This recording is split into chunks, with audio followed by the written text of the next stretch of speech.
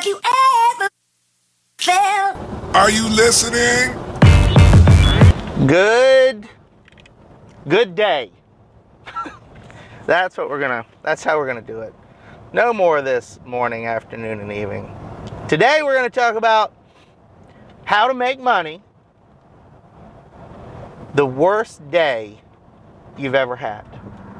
What is the worst day you've ever had?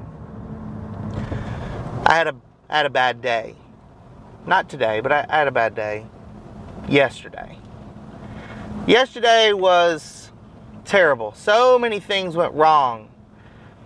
And as much as I try to keep my wits about me, try not to take it all personal, try to keep everything in context, separate all the emotions, keep a clear head.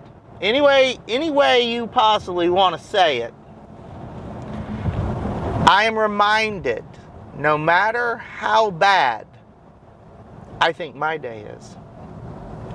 I've had a much worse day previously, and everyone around me, if I told them about my bad day and they tell me about theirs, they win the bad day award.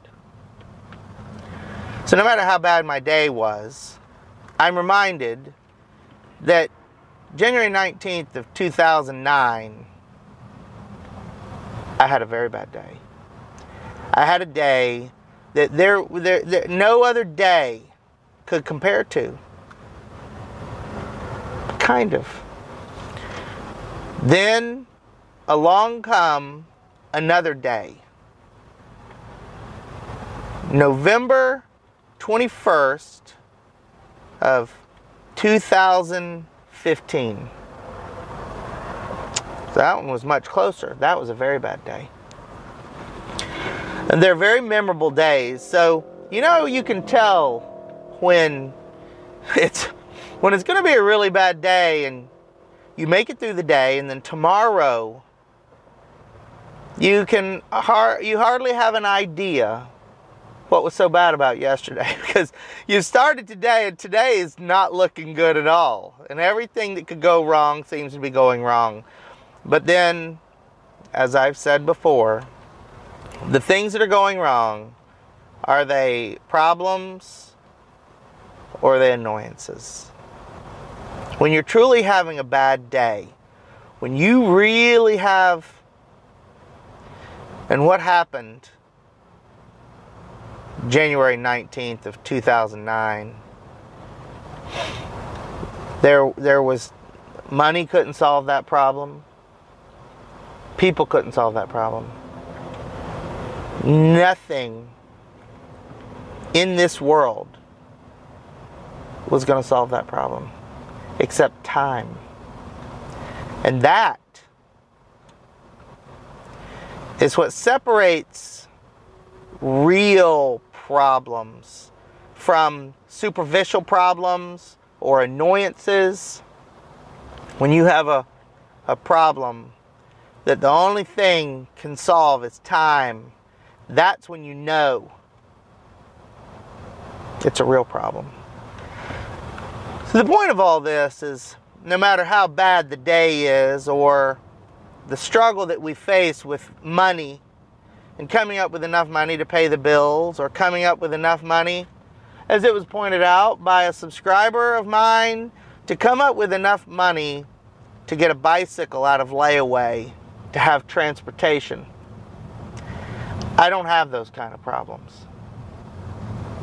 And hopefully, you won't have those kind of problems either. And as you begin to make a little extra money, and that'll solve some of those extra money problems, it'll turn into other types of money problems that more money will solve. And I hope, for everyone's sake, you don't have too many of those problems that only time's going to solve. Because those problems, and I know I've repeated it now, and everybody's wondering, What kind of problem could that be? Well, there are some horrifying answers to those problems. What are those problems? You could be told you've got 6 months to live. And maybe they're wrong.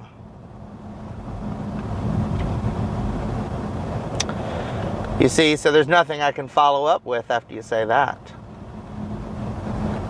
Because that, my friend, isn't just a bad day. There are no words that can describe it. And again, I'm reminded through all the little annoyances that happen on a daily basis.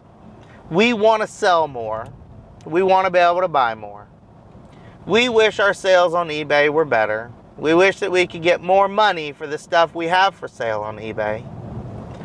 We wish we could get more money for the stuff we have on Amazon. We wish it would sell faster. We wish we could just find more, sell more, buy cheaper, sell higher. That's just the circular point of business in itself. It's always going to be that way. If you can't buy low and sell high, you need to be able to sell more where it makes more sense, right? And that's really what it comes down to is can I make up the difference in the profit per item with a volume? See?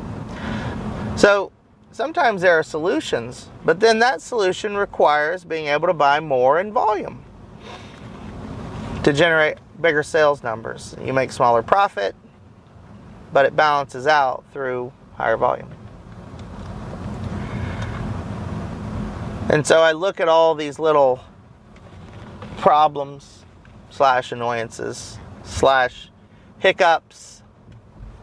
That's all they really are. Because I had a bad day yesterday. And my day was bad through a little fault of my own and some of my own actions, some of my own choices. Because you can't always separate all the emotions, and your decisions become emotional, and so you have to try really hard to keep your wits about you. And I know that's difficult to do, but always be reminded that no matter how difficult that day is, no matter how big that stack of bills gets, all the annoyances, the collection phone calls that come with it all. Tomorrow is another day that you can work those problems out.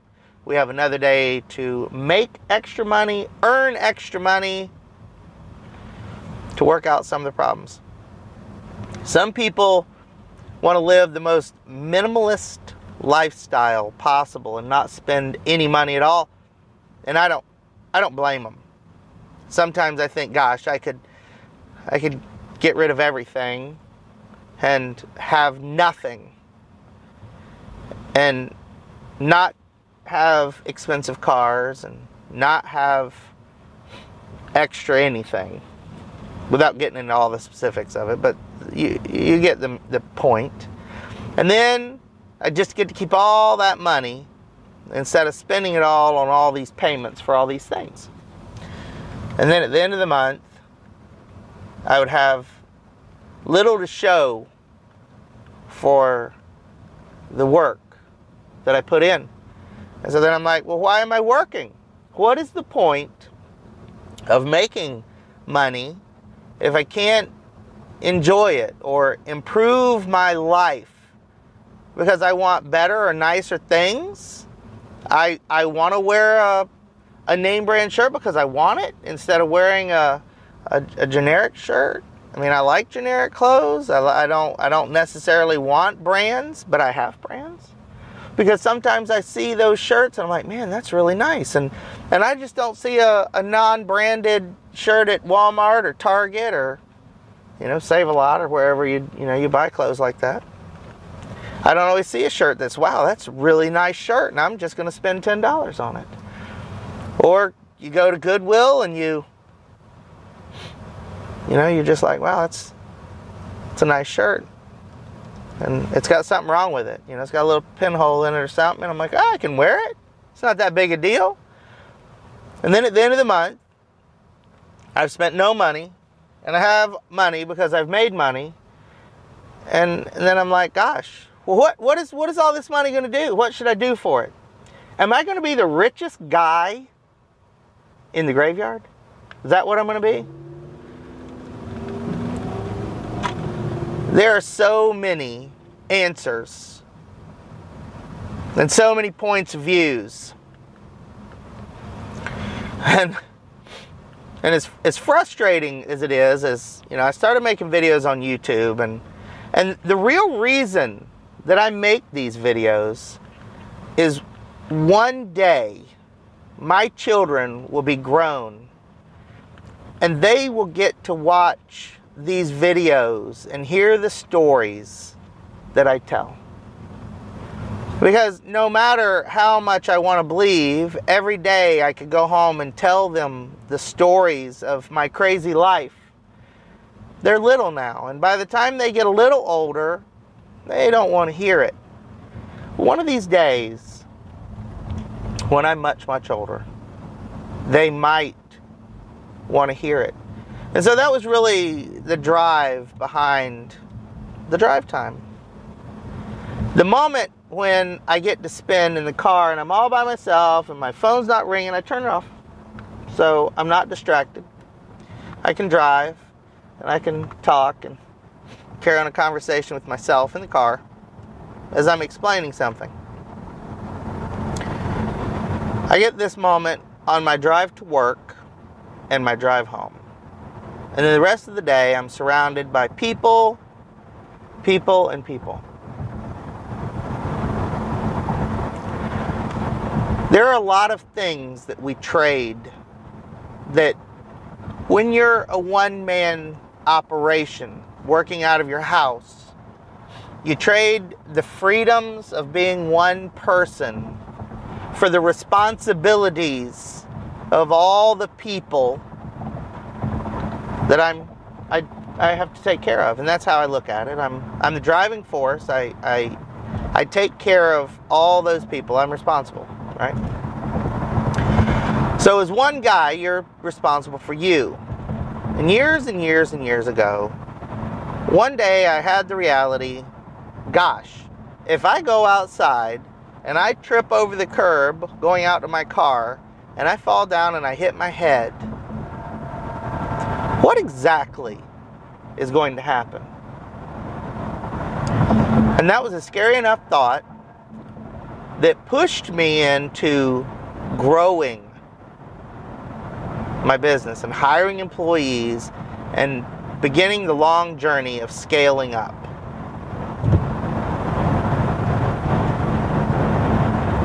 It's all about motivation and where you want to be and what you want to have. And there are people that are very happy working out of their house all by themselves and making just a little extra money, or they live a very minimalistic lifestyle where they don't believe in spending money on a car or multiple cars or all the extra things. They don't make that much money, and so they don't really understand what happens year over year when you make hundreds and hundreds of thousands of dollars. What happens year over year? This year you make a couple $100,000, and the next year you do it again. And the first year you do it, you save every dime. You're like, oh my gosh, I'm so scared because I want to keep this money in case something ever happens. And then next year comes and you do it again. And now you've got $200,000 or $300,000 in cash in the bank. And you realize, I'm going to do this again next year. I'm going to do it again and again and again. Well, man, I think I'm going to go buy myself a boat. I'm going to go buy myself a beach house. I'm going to go buy myself a expensive Mercedes or BMW or Ferrari or Lamborghini or Porsche. Because you realize that the effort that you've put in is making a lot of money. You're not earning money, you're making money. And you decide that you want a bigger house. You want a nicer house. You decide that you want to buy expensive furniture. I've had this conversation so many times with so many people. And they all say, gosh, if I ever had that kind of money, I would never, ever, ever spend it on a car. And as circular as that argument is, it's probably because they've never had that much money. Because it's not having that much money. It's not having $150,000 to go buy a car. It's having enough money to be able to spend $150,000 to buy that car. So it's a much different, much different amount of money. So the question was, how do people know that I am what I say I am? I get the same question every day, right? I'm not trying to sell you a book or a course. I'm not charging for any information. There's no emailing me and me selling you a $299 course on how to make money, how to get rich, how to become a millionaire. There is none of that. None of that is me. I'm making the videos, and I just explained what my motivation was, and I enjoy so much all the people that watch my videos and email me and they message me and they tell me the most amazing stories. Lori, who told me the most amazing story, that she doesn't have a car and she walks to work and she walks to Goodwill to buy items, and she uses all of her extra money to buy extra items to put on eBay and sell. So she works a job and she's trying to make extra money, and she had a bicycle on layaway. So for everyone out there who thinks they're really having a hard time, I don't really think you're having a hard time. Unless, of course, you have no car and you walk to work. And I'm not saying that walking to work is having a hard time, but I think having a car is pretty nice. And I cannot even begin to understand, because it's been 25 years since I didn't have a car. And gosh, I've been there. Not having a car and what it took to get one. I had a friend that they got into a car accident and their pickup truck didn't have enough value in it for the insurance company to repair, so they couldn't. It was salvaged, right? And they gave it to me, and me and my stepdad straightened it out. We had to put a new headlight in it, and we went to the junkyard and we got a fender and put on it. And so this pickup truck was 3 different colors, and that's what I drove for a very long time. And you notice the tempo of the way that I try to explain this story, because it's very difficult for people to understand that. To me, I say it was 25 years, but I got to be honest, most of the time it feels like it was just yesterday. And so when I read the stories that Lori sent and Aaron sent and Thomas sent, and I read them all, and very rarely do I sit down and take the time to write an email back, and that's why I try to mention it in the videos that I am reading the messages and the emails, and I read all the comments, and I appreciate it so much. And I do understand.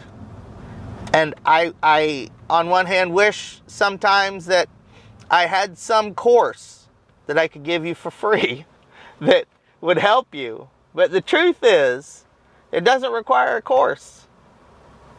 And it really doesn't require any ebooks or any other information. It requires time and effort and a little bit of money to buy some inventory, it requires a little good conscience and a good work ethic to be able to provide great customer service to people who are taking the chance on buying things from you just as you took a chance to buy things from someone else. Those are the important factors, the keys to the kingdom. That's what it is. I hope you all have had a great day, and I hope you'll have a great day tomorrow. We're almost at the end of our week, and today was a day that I probably should have skipped making a video, because today I am not myself by any means, because I'm reminded of how difficult things really are. And it doesn't matter how much money you have or you do not have.